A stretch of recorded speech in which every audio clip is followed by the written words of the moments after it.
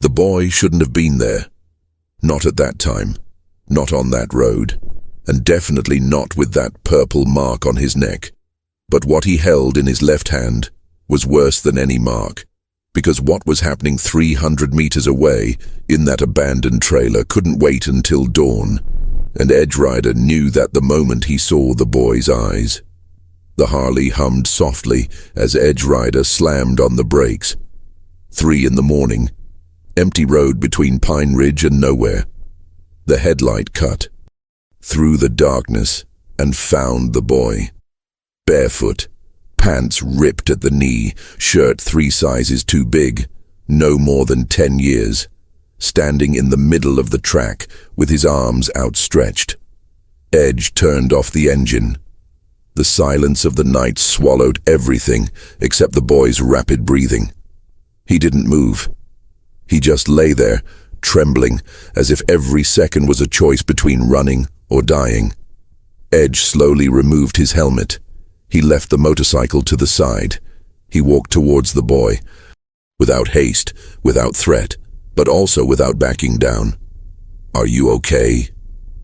The boy didn't answer. He just pointed to the left, where the road ended in dense forest.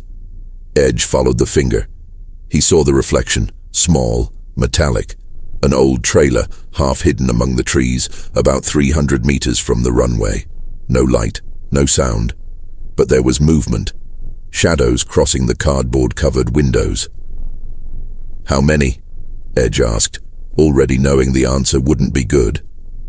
The boy lowered his arm. He swallowed hard. He opened his left hand. Inside it, a bracelet. Pink, with a name embroidered on it, Emma, and fresh blood still soaking the fabric. Edge felt his stomach drop. He looked at the boy, at the mark on his neck. Purple, recent, shaped like adult fingers. "Is she still there?" Edge asked, his voice lower and harsher. The boy nodded yes. But the way he did it, quickly, desperately trembling, said much more. She was there, but perhaps not for long. Edge looked back at the trailer. He calculated distance, terrain, options, none good, all necessary. He turned to the motorcycle. He picked up his cell phone. No signal. Of course, this road never had signal. The boy took a step forward. He said that if I told anyone, her voice faltered, her eyes welled up. He would do to her what he did to my sister. Edge stopped. He looked at the boy, and he understood everything. This boy wasn't asking for help. He was giving away the last chance he had left. Because whoever was in that trailer had done it before, and I was going to do it again, now. If you believe some stories need to be told, sign up now and comment on where you're watching from, because that path might be closer to you than you think. Edge crouched down. He was at the boy's level, eye to eye, without touching, just anchoring. "What's your name?" "Tyler." "Tyler, I need you to take a deep breath and tell me what you saw." The boy blinked rapidly. He tried to hold back his tears. He couldn't. "I was sleeping in the car." He pointed behind the woods where there must be another access point. "My father. He locked me in there. He said he'd be back. But he didn't." Edge waited. "I went out. I walked around. I saw the light from the trailer. I thought there were people. Food." Tyler stopped. He wiped his face with his dirty sleeve. "But when I got closer, I heard her." "Emma?" He shook his head. She was screaming, calling for her mother. And there was a man. Tyler choked. He was laughing. Edge closed his eyes for a second. Just one.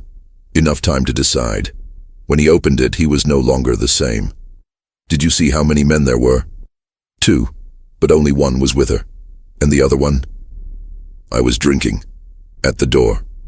He saw me." Edge looked at Tyler's neck. At the mark. "Did he do this?" Tyler nodded yes. "He said that if I didn't disappear, he was really going to hang me." He said that nobody would miss a drunkard's son. The boy's voice broke again. But I couldn't leave because she was crying, and I remembered my sister. Edge took a deep breath. He looked at the bracelet on Tyler's hand. Where did you find that? On the floor, near the door. She must have dropped it, or... Tyler shuddered. Or it was ripped from her. Edge picked up the bracelet. He felt the weight, the blood, the history that piece of fabric carried. He put it in his pocket. She looked at Tyler. You did the right thing. Tyler shook. His head, desperate. But what if I'm too late? What if he's already... It hasn't arrived yet, Edge interrupted firmly. Because you're here, and so am I. The boy looked at him, really looked, as if he were searching for something, some certainty, some promise. Edge did not swerve. I'm going to bring her back. Tyler let out a shaky sigh, almost a sob. What if they hurt you? Edge stood up. He walked to the motorcycle. He opened the side compartment. He took out an old leather jacket. He went back and put it on the boy's shoulders. Stay here. Don't leave the road. If you see a headlight, hide. If you hear a gunshot... Edge paused. Run to the other side and don't look back. Tyler gripped the jacket tightly. And Emma? Edge was already walking towards the woods. She'll be with me. He stepped into the darkness without looking back. But before disappearing completely, Tyler heard his voice, low, almost a whisper. No one will hurt any more children tonight. And Tyler believed him. Because for the first time in a long time, someone had looked at him as if he mattered. As if his life had weight. As if he weren't invisible. But what Tyler didn't know, what he couldn't possibly know, was that Edge Rider carried an old debt. One that he was never able to pay for. And that night, on that forgotten road, his past was about to catch up with him. Edge moved through the woods like a ghost, feet firmly planted, breathing controlled, eyes fixed on the trailer. He had done this before. Not like that, but close enough. 23 years ago, on a similar night, Edge was 12 years old.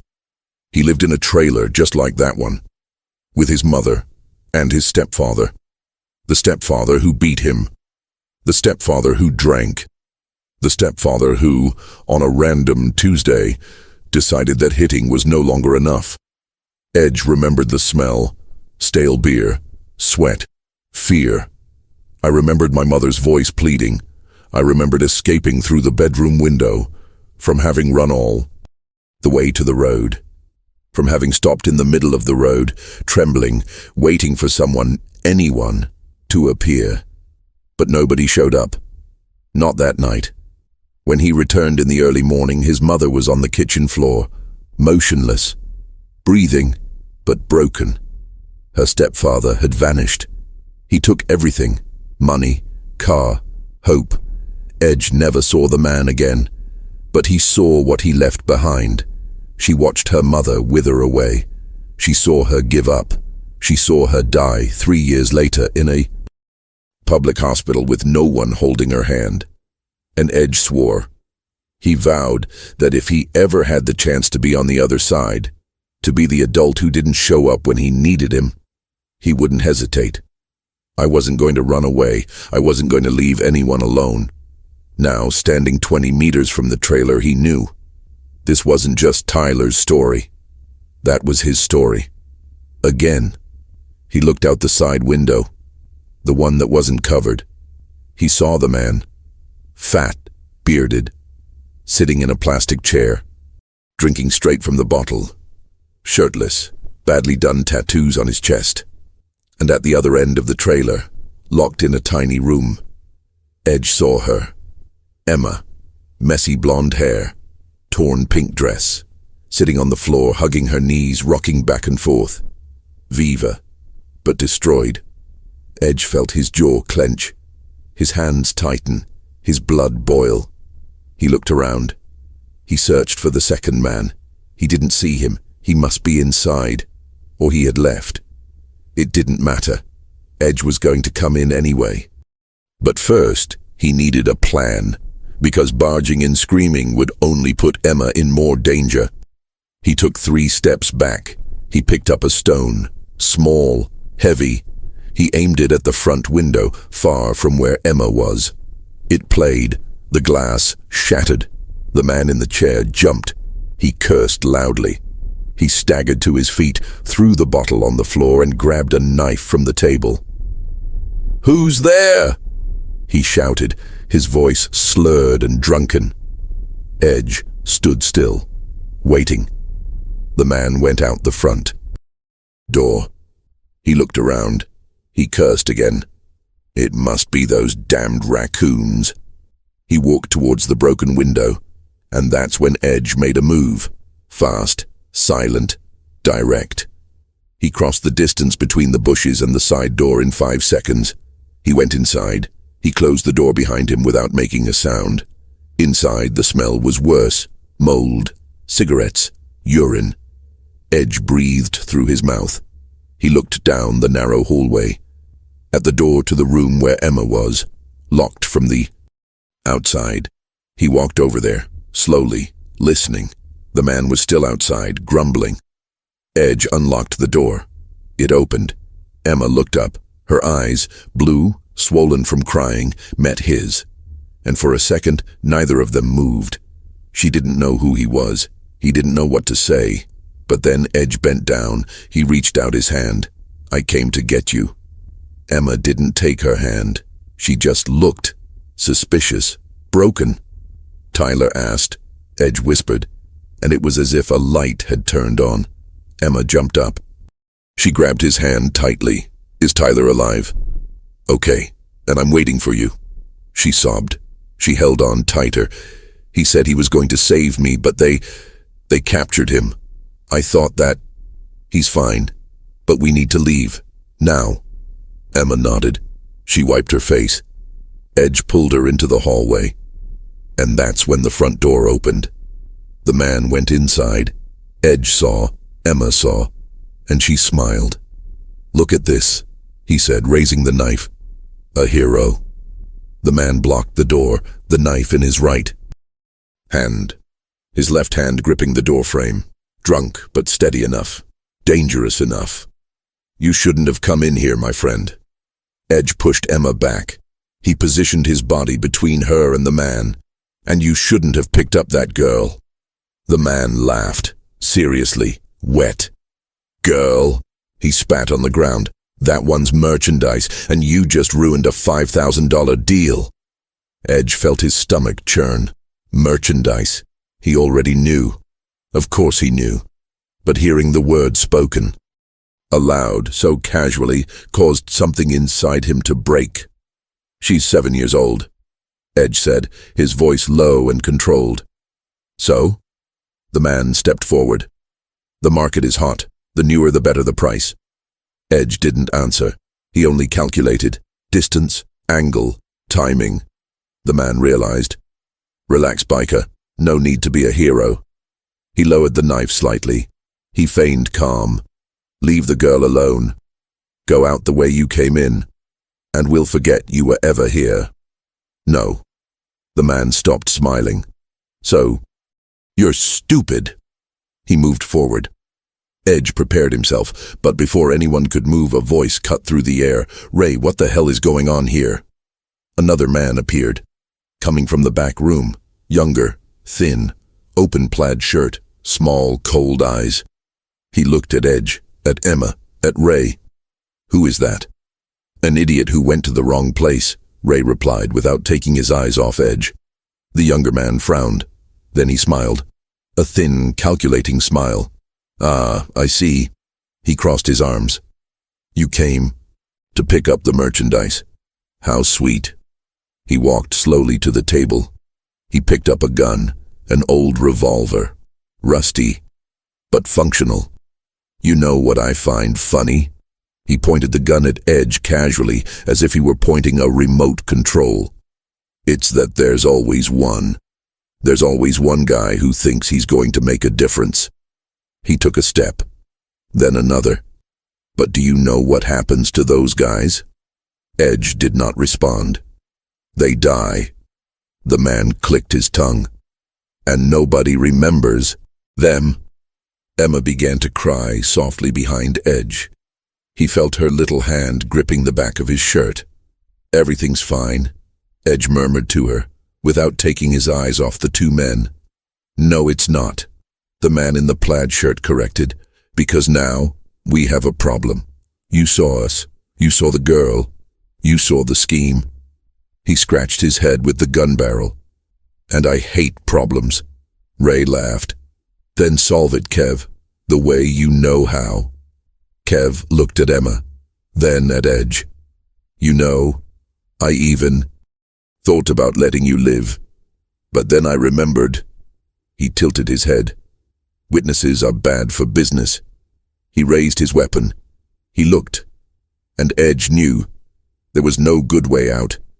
I didn't have a perfect plan. There was only one choice left. Protect Emma, no matter the cost. He took a step forward, placing his body completely between the gun and the girl. Kev smiled. Brave, but stupid. His finger began to press the trigger. And then, from outside, a sound. Grave, deep, unmistakable. Engine roar, not one, several. Kev stopped. He looked out the window. Ray, too. No, not Edge. He already knew what it was. And for the first time that night he smiled, because the cavalry had arrived. The engines stopped. Trailer doors didn't slam shut, because no one had entered yet. But the silence that followed was worse than any noise. Kev looked at Ray. Did you call someone? No. So who? The answer came in the form of 3 knocks on the door. Heavy, methodical. Nobody moved. 3 more. Knocks. Ray swallowed hard. He tightened his grip on the knife. Kev kept his gun pointed at Edge, but his gaze was already divided. Open it, Kev ordered. Ray hesitated. Open up, damn it. Ray walked to the door. He looked through the keyhole. He paled. There are about 4 guys out there. Motorcyclists. Kev cursed under his breath. So what? Send them away. Ray opened the door just a crack. He started to speak but was cut off. A hand, large, adorned with rings, pushed the door open forcefully. Ray staggered backward, and they went in. 4 men, leather jackets, patches on their shoulders, stone expressions. The first one was enormous, almost 2 meters tall, bald, gray beard, arms covered in tattoos that told stories of prisons, wars, and endless roads. He looked at Edge, then at Emma, then at Kev with the gun. Put that down, he said. A deep voice, calm, but with a weight that made the air feel thicker. Kev gave a nervous laugh. Who do you think you are, old man? The man didn't answer. He just took a step forward. Kev pointed the gun at him. I told. The biker moved, too fast for a man that size.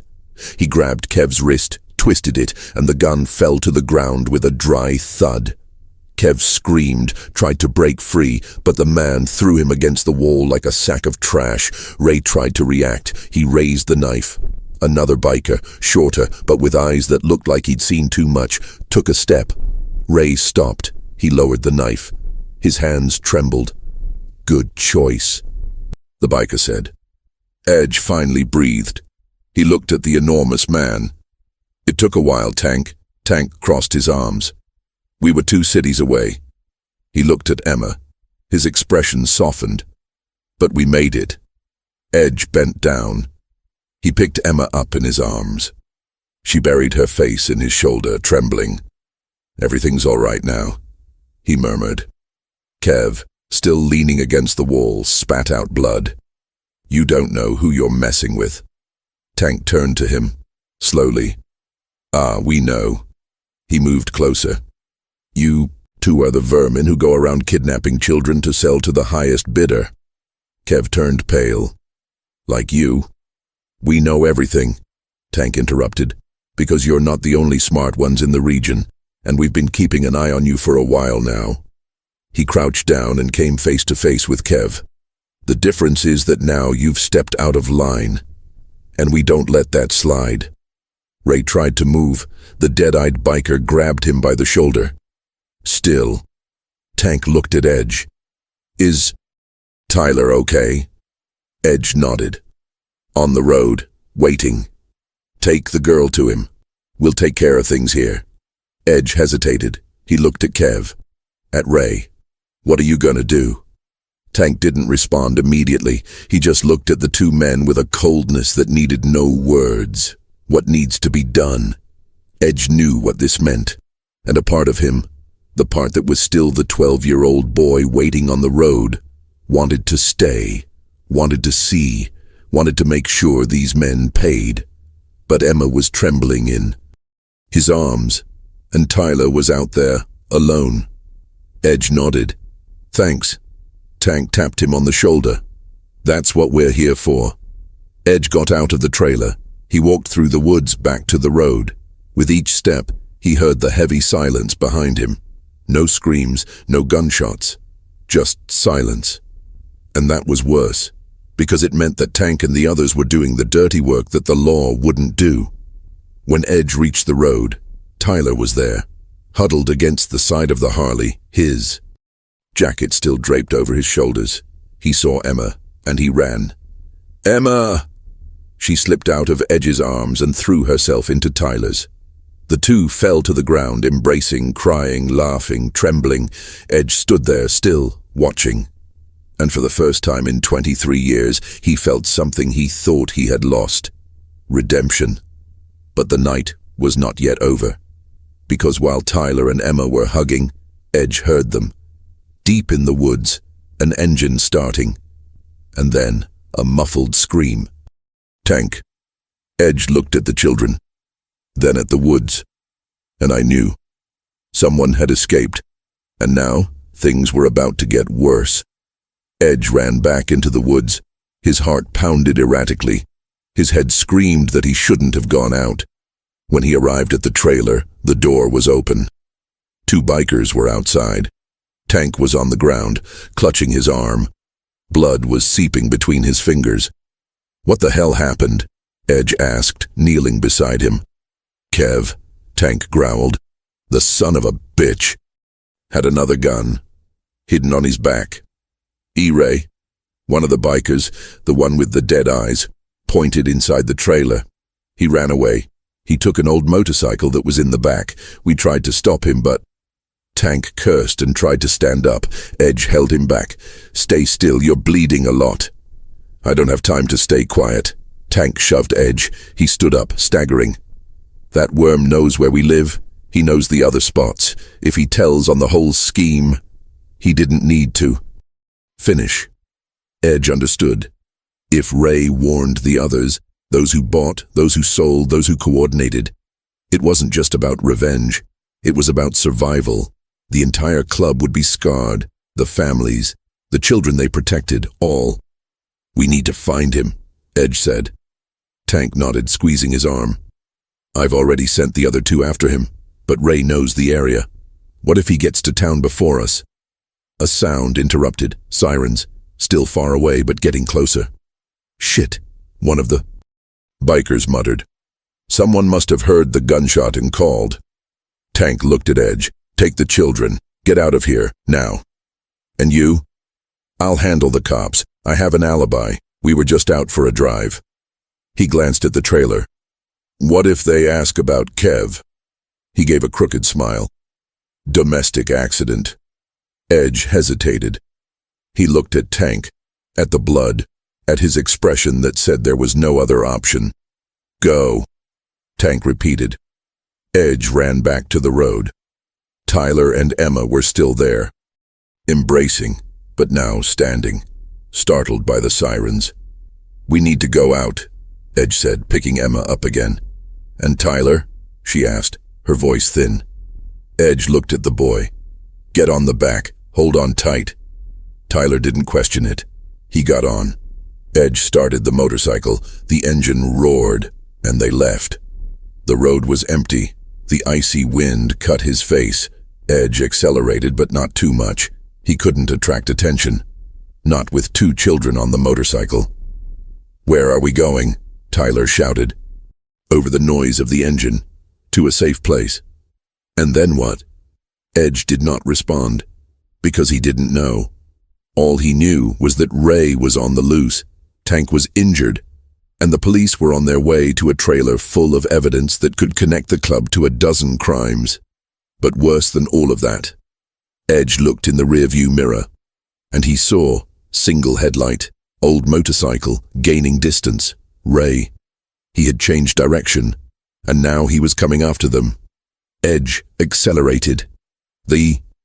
Harley responded, but Tyler and Emma made the bike feel heavy, too slow. "Hold on tight," Edge shouted. He turned onto a back road, dirt track, less visible, but Ray kept going. The lighthouse got closer. Closer. Edge looked around. He searched for a way out, a detour, anything. And then he saw an old bridge, rotten wood, half collapsed.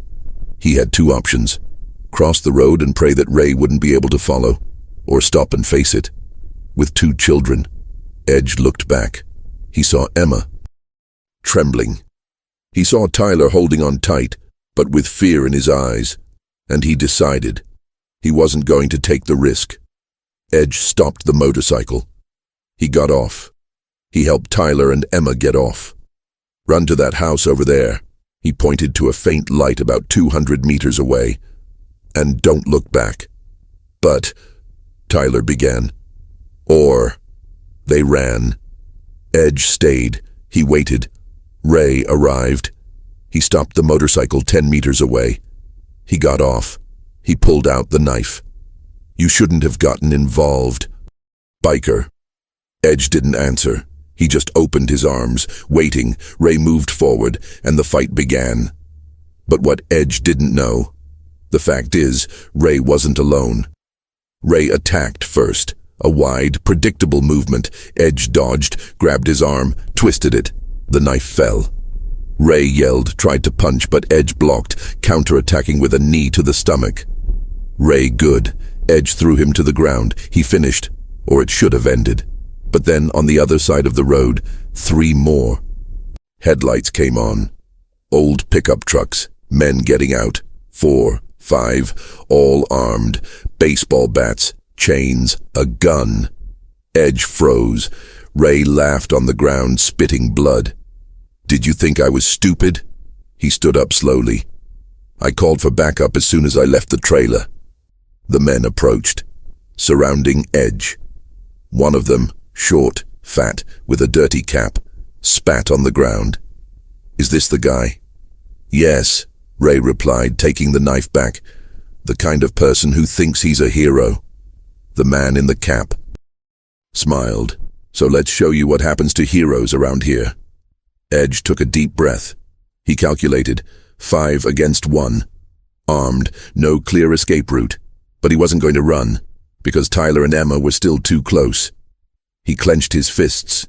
He prepared himself. And then, out of nowhere, a roar, not by motorcycle, from a truck engine, heavy, old, furious.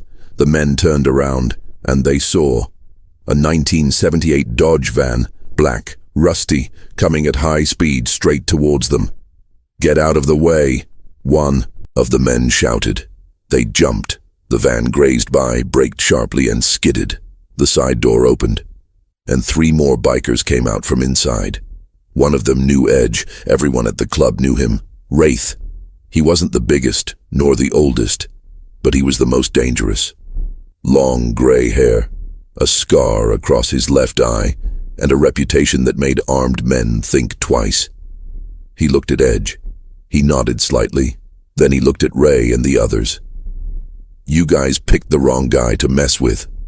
The man in the cap raised his weapon, trembling. "We don't want any trouble with you." Wraith laughed, dryly, without humor. Too late. He made a sign. The other 2 bikers moved forward. It wasn't a fair fight. It was quick, brutal, surgical. In less than 2 minutes, the 5 men were on the ground, groaning, bleeding but alive. Ray tried to crawl to the nearest pickup truck. Wraith stepped on his hand. Still. He bent down, picked up Ray's knife and examined it. Pathetic. He threw it far away. He looked at Edge. Tank called me. He said you were going to need help. Edge wiped the blood from his lip. How did you get here so fast? We didn't get here quickly. Wraith pointed to the van. We've been following you since the trailer, just in case something went wrong. He looked at the men on the ground, and it worked. Edge looked around, at the chaos, at the violence, at the destruction. The children. They've already been retrieved. Wraith interrupted. They're at the house. Safe. An old lady is looking after them. Edge released the breath he didn't even know he was holding. And now? Wraith looked at Ray.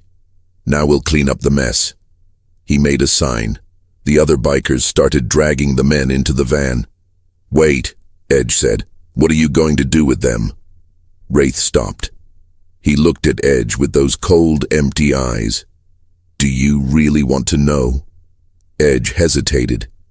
No, he didn't want to, because he already knew, and a part of him, the part that still had a conscience, that still believed in law, in true justice, wanted to intervene.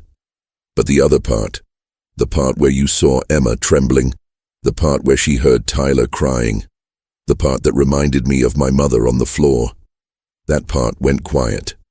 Do what needs to be done, Edge finally said. Wraith nodded. I always do. They finished loading the men.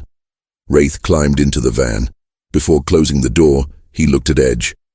You did the right thing today. It does not seem. Wraith smiled. Sadly.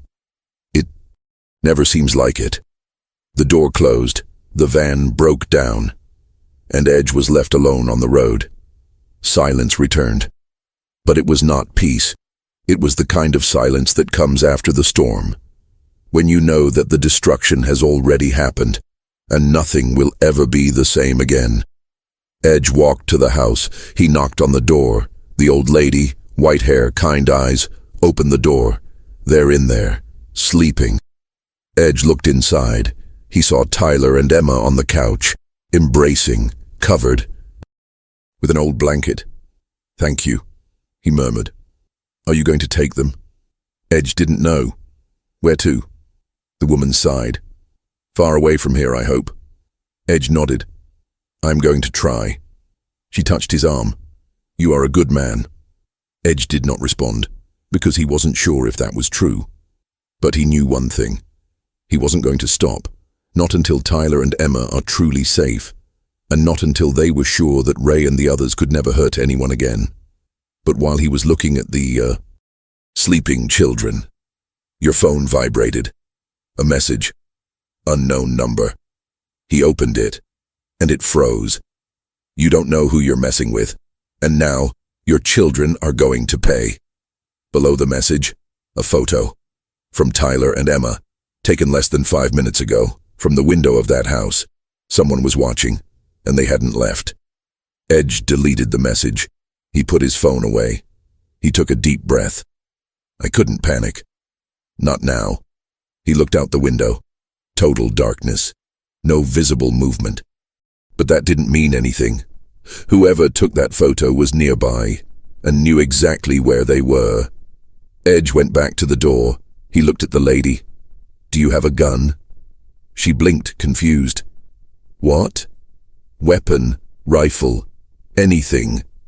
I have an old 12-gauge in the closet, but take it and lock all the doors. Don't open them for anyone but me.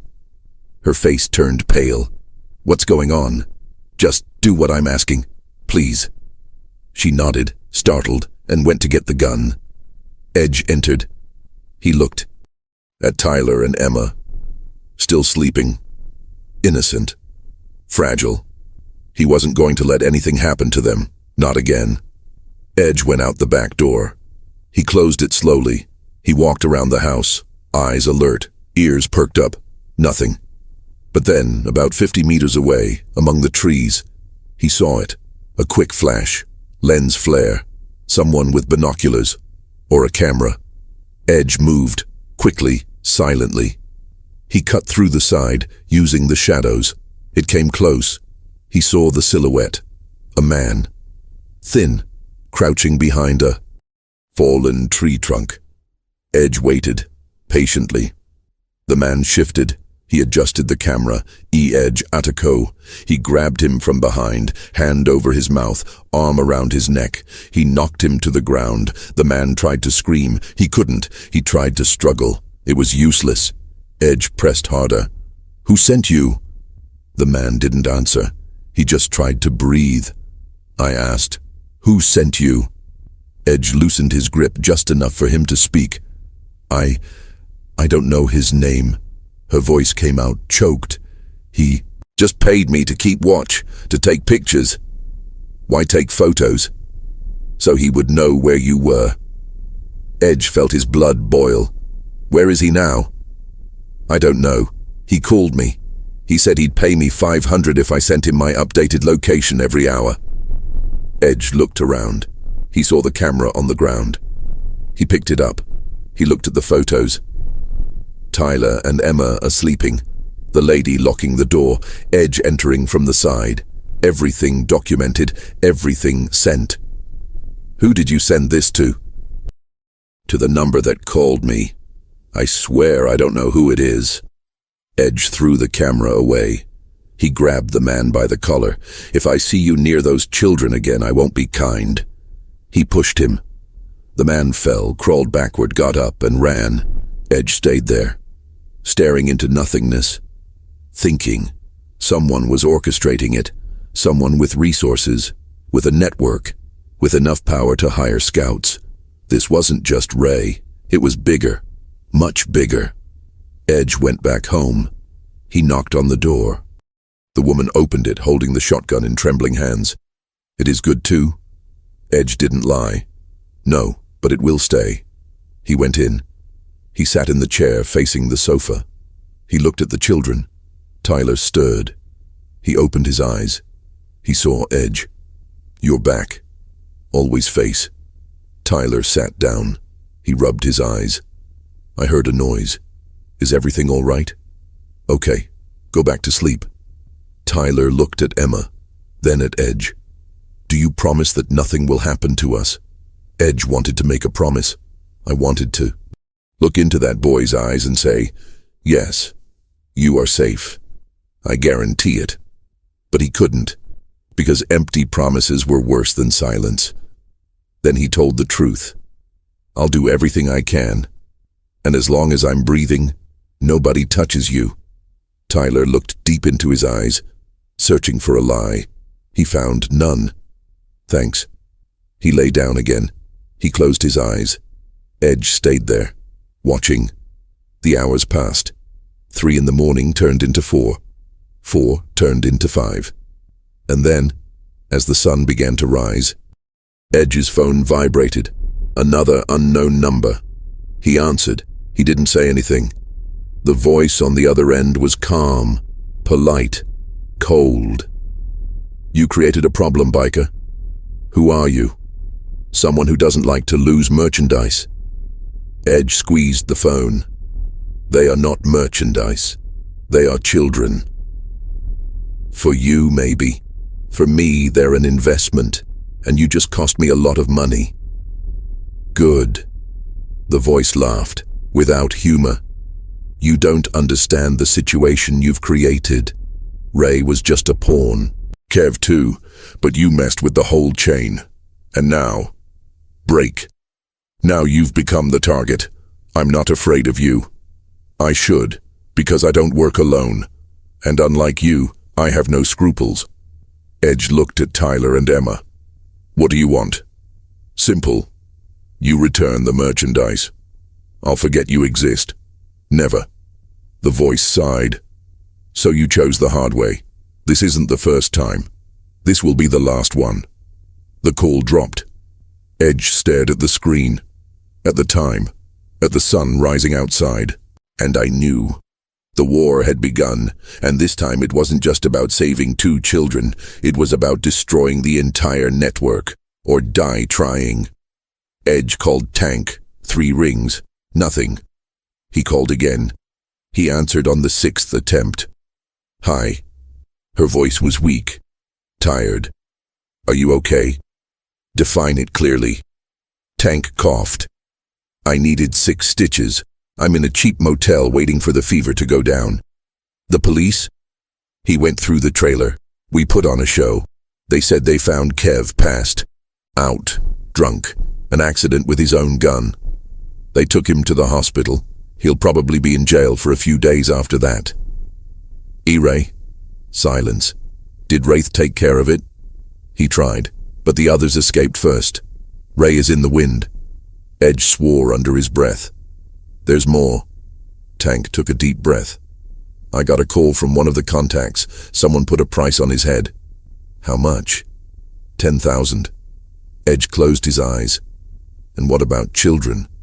Tank did not respond immediately. Tank. 15. Each. The world stopped. Edge looked at Tyler and Emma sleeping. $30,000, enough to attract all kinds of worms. "How much time do we have?" "Hours, maybe less. The news is spreading fast, and you know how it works. Money talks louder than loyalty." Edge knew. "What do I do?" "Get out of town, take the kids, go north to the hideout in Montana. There you'll have time to think." "And you?" "Me?" Tank gave a bitter laugh. "I'll survive. I always survive." Edge hesitated. "Tank?" "No." His voice hardened. "Don't do that. Don't stand here trying to be a hero. You've already done your part. You saved the children. Now save yourself." "I can't just..." "It can, and it will. Because if you die, those children die too. And then all of this will have been for nothing." Edge took a deep breath. "Okay. Okay. I go." "Good." Tank coughed again. "And Edge?" "He speaks. Be careful. Because whoever is funding this isn't small time. It's organized. And you've become their #1 enemy." The call dropped. Edge put the phone away. He looked around. He calculated. Montana was an 18-hour drive away with 2 children on a motorcycle. Impossible. He needed a car. He looked at the lady. "Do you have a car?" She nodded. "An old Corolla. It barely runs. But it runs. I need her." "For what?" "To save these children." She looked at Tyler and Emma, then at Edge. "Take it. But promise me one thing." "What?" "And when it's all over, you can give it back." Edge nodded. "I promise." She took the keys. She handed them over. "It's in the garage, tank full, more or less." Edge thanked him. He woke Tyler and Emma slowly. "We need to go." Emma rubbed her eyes. "Where to?" "Far away." They went out the back door. They got into the car. Edge started the engine. He said a silent prayer. The car coughed. It rumbled, but it started. Edge drove off slowly, without headlights, using only the light of dawn. The road was empty, for now. He drove. Minutes turned into hours. Tyler and Emma slept in the back seat. Edge stayed alert, eyes on the rear-view mirror, hands on the steering wheel. Everything seemed calm, until it isn't. About 100 kilometers from the city, Edge saw it. 2 cars, behind, gaining speed. He accelerated. Cars too. Shit. Tyler woke up. What it was, lower your head. Now. Tyler obeyed. He woke Emma. They both crouched down. Edge floored it. The Corolla groaned but responded. The cars got closer together. One of them, a black Chevrolet, closed. In on the side, the window rolled down. Edge saw the gun. He deviated. The shot hit the rearview mirror. The glass shattered. Emma screamed, "Get down!" Edge yelled. He turned sharply to the right. He entered a dirt road. The cars followed. Edge accelerated more. The Corolla skidded. It almost rolled over, but he controlled it. The cars didn't give up. Another shot. This one hit the rear tire. The car started to move. Edge tried to control it. He couldn't. The Corolla went off the road. It hit a fence. It stopped. Edge looked back, Tyler bleeding from the forehead, Emma crying but alive. "Get out, now!" They left. Edge too. The 2 cars stopped. 4 men got out, armed. Edge placed Tyler and Emma behind him. "Run!" But run! They ran. Edge stayed. The men approached. "That's the end of the line, motorcyclist." Edge raised his hands. "You don't need to do that." "Yes, we need it." The man in front smiled. 30,000 is a lot of money. He raised his weapon, and that's when the shot came. But not from his weapon, from afar. The man fell. The others turned around, confused. More shots fired. 2 fell. The last one tried to run. He couldn't. Edge looked around. He saw the van. Black. Rusty. The door opened. Wraith descended, rifle in hand. "You should have gone to Montana." Edge exhaled. "Like you. We never left you alone." Wraith looked at the bodies. "And thank goodness." Edge looked towards the woods, where Tyler and Emma had run to. "The children." "I'll take it." Wraith handed over the rifle. "You keep watch." He disappeared into the woods. Edge stood there, alone, surrounded by death. And he realized, no matter how hard he fought, it didn't matter how many people he saved, violence always found a way to return. And this time, she had come to stay. Wraith returned with Tyler and Emma. They were both trembling. Emma had blood on her dress. Not hers. Tyler's. The cut on his forehead was still bleeding. Edge tore a piece from his own shirt and tied it around the boy's head. "Does it hurt?" Tyler shook his head, but Edge saw the lie in his eyes. "You're going to be okay."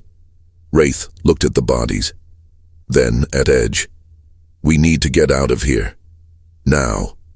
"And where are we supposed to go?" "They know where we are. They always know. Because someone's tracking it." Wraith grabbed Edge's phone, turned it off, removed the battery, thrown it away. First rule, no electronics. He took Tyler's cell phone too. The boy didn't have one. Neither did Emma. Second, we're not going to Montana. Too obvious. So where to? Wraith looked at the road, at the woods, at the van. "I have a place. Nobody knows about it, not even Tank." "Why?" "Because it's my secret. My last card." He looked at Edge. "And if I'm showing it to you, it's because I have no other options." They climbed into the van. Wraith drove. Edge sat in the back with the children. Emma shrank into the corner. Tyler held her hand. "Are we going to die?" Tyler asked. His voice was low and direct. Edge wanted to lie. He wanted to say, "No, of course not." But he had already lied too much, to himself, to others. "I don't know," he replied. "But I'll do everything I can to make sure that doesn't happen." Tyler looked at him. "Do you promise?" "I promise to try." It was the only promise Edge could make. And Tyler accepted, because sometimes just trying is enough. The van drove for hours, back roads, dirt tracks, no signs, no landmarks. When they finally stopped, it was dark again. Wraith got out. He opened an old, rusty gate. He drove inside. He closed it behind him. Edge looked around. A warehouse. Abandoned, half collapsed, but solid enough. "Where are we?" "On a property I bought 20 years ago, with money no one knows exists." Wraith locked the gate with a padlock. "Here, we have time." "Time for what?" "For planning." Inside the shed there were the basics: old mattresses, bottled water, canned food, a gas stove. Emma and Tyler sat down on a mattress, embraced. Wraith lit a lamp. The dim light filled the space. "You're safe here," he said, looking at the children. "But only for now." "How long?" Edge asked. 2 days, maybe 3. Then we need to act." "Act how?" Wraith turned to Edge. "We can't run away forever. You know that. They have resources, contacts, scouts. Sooner or later, they'll find us. So what do you suggest?" We'll turn the tables. Wraith crossed his arms. Stop running and start hunting. Edge looked at Tyler and Emma. With them here? No. Wraith shook his head. I'll take them to an even safer place, and you go after the snake's head. Alone? You won't be alone. The whole club will have your back. The tank can barely walk. But there are others. 7, 10, however many are needed. Wraith approached. But you need to decide, now, because with each passing minute they become more organized and the window closes. Edge looked at the children, at Tyler holding Emma, at the way they trusted him, even without reason. He thought of his mother, of his stepfather, of the night no one showed up. She thought about how many other children were out there, waiting, suffering, alone. And he decided, I go. Wraith nodded. Good, because I've already located the guy. Edge stopped. How? While you were running, I was investigating, and I found it. Wraith pulled a crumpled piece of paper from his pocket, an address scribbled on it. His name is Vincent Cole. He operates on the other side of the state. He controls the whole network. Edge picked up the paper. He read it. And are you sure? 100%. Wraith looked at him with those cold eyes. But Edge, listen. This guy isn't Ray. He's not Kev. He's protected. He has lawyers, connections. The police won't touch him. But we'll lean against it. Wraith smiled. For the first time since they arrived, he smiled. Exactly. Edge kept the paper. He looked at the children one last time. Take care of them. With life. Edge walked over to Tyler. He crouched down. I need to go. Do something. But Wraith will stay with you. Tyler grabbed his arm. Are you coming back? Face. Promise? Edge looked deep into the boy's eyes. And he lied. I promise. Because sometimes a kind lie is kinder than the brutal truth. He left the shed. He got on an old motorcycle that Wraith had stored there. He started the engine. And he left. On the way to Vincent Cole. Towards the end.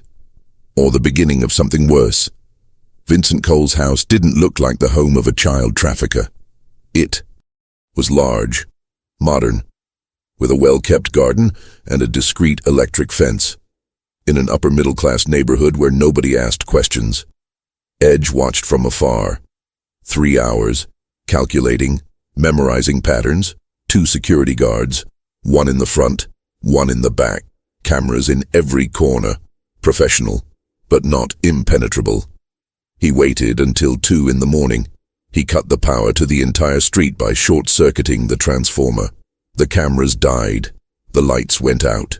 The security guard at the front picked up the radio. He called the one at the back. Edge moved. Fast, silent. He grabbed the security guard from behind, arm around the neck. Precise pressure. 10 seconds. The man passed out. Edge dragged the body to the side. He picked up his gun. He checked it. Loaded. He entered through the front door. It was unlocked. The security guard had just opened it to check the transformer. Inside, the house was cold. Minimalist. No photos. Lifeless. Edge walked down the hallway. Listening. Voices on the second floor. He climbed. Step by step. Slowly. Controlled. The voice became clearer. Vincent Cole, speaking on the phone. I don't care how much it costs. I want that motorcyclist dead and the children back. Today. Edge stopped at the door. He took a deep breath. He went in.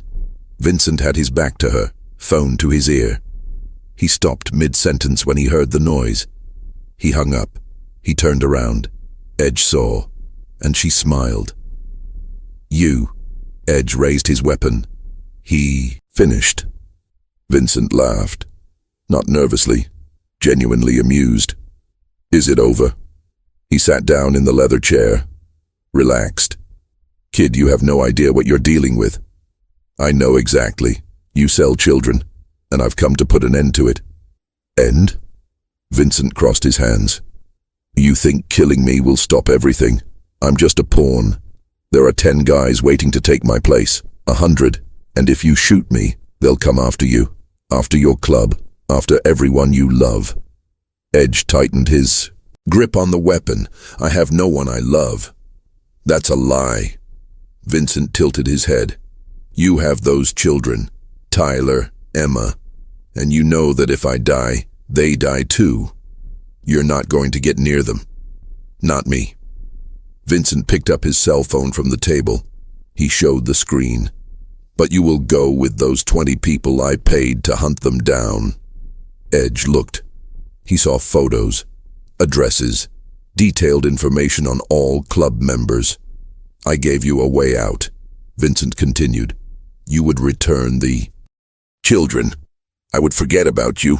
Simple. Never. Vincent sighed. So you chose to die. He pressed a button on his cell phone. Edge listened from the outside. Engines. Several. Approaching. Vincent smiled. My friends have arrived. Edge looked out the window. He saw the cars, 5, 10 men getting out, armed, searching at home. He looked at Vincent again. If I die, you die with me. Maybe. Vincent stood up. But what's the point? You die. I die. And tomorrow, another Vincent appears, and other children disappear. Edge knew he was right. Killing Vincent wouldn't solve anything, but leaving him alive isn't an option either. So Edge did the only thing left to do. He lowered his weapon. Vincent stopped. What? I'm not going to kill you. Vincent frowned. So why did you come? To give you a choice. Edge walked up to him, eye to eye. You can continue, and I will continue too. Hunting, sabotaging, destroying every operation you put together, saving every child you try to capture. And one day you will make a mistake. And then it won't be me who gets you, it will be someone worse.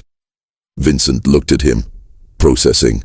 Or, either you hand over the network, names, addresses, contacts, everything, and you disappear, forever. Vincent laughed. You're crazy. If I do that, they'll kill me. If you don't do it, I guarantee someone worse will kill you, and it will be slow. Vincent remained silent, thinking. Outside, the men were going in. Decide, Edge said. Now. Vincent looked at the door, at the window, at Edge. And for the first time, Edge saw fear in his eyes, real fear. Okay. Edge stopped. What? I'll hand it over. Everything. But you guarantee me protection. I can't guarantee anything. Then there's no agreement. Edge thought quickly. He took Vincent's cell phone. He called Tank. Hello. I need you to bring the federal police to an address. Now. What? Edge, what the hell are you? Just do it. Edge gave the address. He hung up. He looked at Vincent. You have 10 minutes to write everything down. Names, places, evidence. And when the federal police arrive, you hand it over. And you become a witness. They're going to kill me. Maybe. But at least you'll make $20 with you. Vincent looked at him, then to the door. He grabbed paper and pen. And he began to write. When the men outside stormed the house, Edge was already at the back window. Hat, mail. And he disappeared into the night, leaving Vincent Cole behind, with the list that would destroy everything. And it would save many, but not all. Never everyone. 3 weeks later, Edge was sitting in an empty diner somewhere near the Canadian border, cold coffee in front of him, an open newspaper. The headline read, Human Trafficking Network Dismantled, 47 Arrests. He read, slowly. Vincent Cole had complied. He turned everything in, and now he was in federal protection, awaiting trial. The net had gone down, but Edge knew other networks were already forming, because evil never dies. It just changes its face. The diner door opened. Tyler and Emma entered holding hands, shy smiles. Behind them a woman, in her early 40s, hair tied back, kind eyes, social worker. Edge stood up. Tyler ran up to him. He hugged him. "You're back. I said I would return." Emma stayed further back, but she smiled. The social worker approached. "Sir." "Edge. Just Edge." She nodded. "I wanted to thank you for what you did. I only did what anyone should do." "But nobody did." She looked at the children. "Tyler and Emma are going to stay with me, temporarily, until we find a permanent family." "Are they going to stay together?" "Yes, I guarantee it." Edge looked at the two of them, at the way they held each other, at the strength they shared. "Good." He crouched down. He was at Tyler's level. "You took care of her when no one else would. Keep doing that, okay?" Tyler nodded. "And you?" he asked. "Will we see you again?" Edge didn't know. "Perhaps." "Promise?" Edge looked deep into the boy's eyes. This time he didn't lie. "I don't know. But if you ever need me, I'll be around." Tyler nodded. "Understood." They left. Edge stayed. She looked out the window. She saw them getting into the social worker's car. She saw the car driving away. And he felt it. No relief. Not happiness. Just a strange emptiness. Because he had saved 2 children. But how many more were still out there? How many were still waiting? Edge grabbed his helmet. He paid for his coffee. He left. The Harley was parked. Outside. He climbed up. He started the engine. And he left. No specific destination. Just the road. And the unspoken promise that whenever a child cried out, whenever someone needed it, he would be there. Even though nobody knew his name. Even if no one thanked them. Because in the end, it wasn't about glory. It was about not leaving anyone alone. The way he was left. A long time ago. On that empty road. Waiting for a hero who never arrived. Now, he was that hero. And it was never going to stop coming. If this story touched you, leave a like and subscribe for more true stories of bikers saving lives. And comment, which story do you want to see next? Biker saves child from fire, or motorcyclist protects family from robbers. Next video on screen. Don't miss it.